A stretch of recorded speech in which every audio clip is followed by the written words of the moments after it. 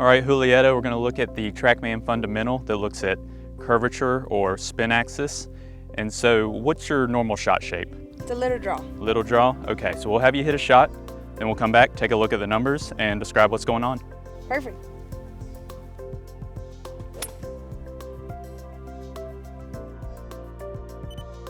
All right, Julieta, that was a good one. Let's go ahead and take a look at that one.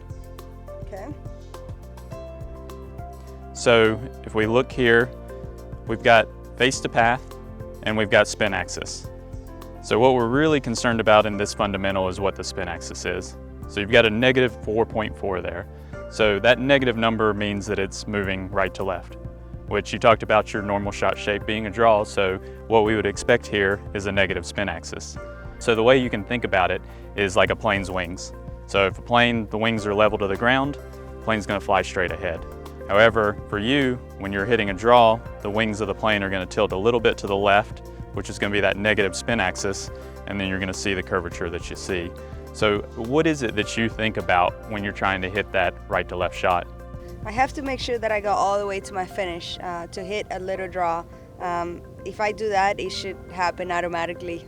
Okay, so if you don't hit that perfect draw, is your tendency to just to leave it a little bit out to the right or overdraw it, or what do you see? A little bit to the right. Okay, so what that would mean would be that your face to path would be closer to 0 if the ball's staying out to the right, and you were able to get here a negative face to path, so your face was just slightly closed to the path, which is going to create that draw shape shot that we saw.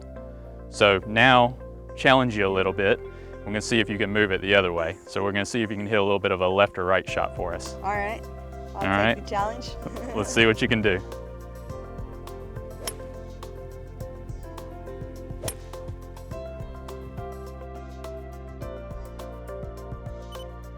All right, Julieta, that was a good one. Let's take a look at that last one there. All right. So if we look at that last one, we had a positive spin axis, which we talked about. That's what we need to be a fade.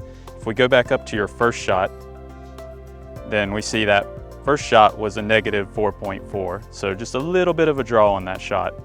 Then the second shot that you hit when you were trying to hit a fade, pretty much straight, so pretty much close to 0. So we went ahead and hit one more shot, and now we've got a little bit more of a fade spin on it. So that positive spin axis, that means that those plane wings are tilted to the right, ball's gonna curve to the right. And you can see here also that your face to path was open. So you've got a positive face to path, and if you make solid contact, then you'd expect a positive spin axis. So if we go back up to the first one again, we see a negative spin axis and a negative face to path.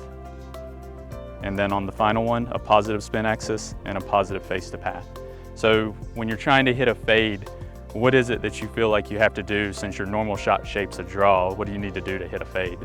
For the fade, I have to get the ball forward in my stance and make sure that I hold on to the face as long as possible. It almost feels like I'm hitting a little hold shot, 3/4 finish, and hold it as much as possible to get that little fade. Okay, so you're trying to feel like you're holding on to that face so that it doesn't get close to the path? Yes. Okay, very good. Well, we've been able to see, you hit a nice little draw and also a nice little fade, so good job. Thank you.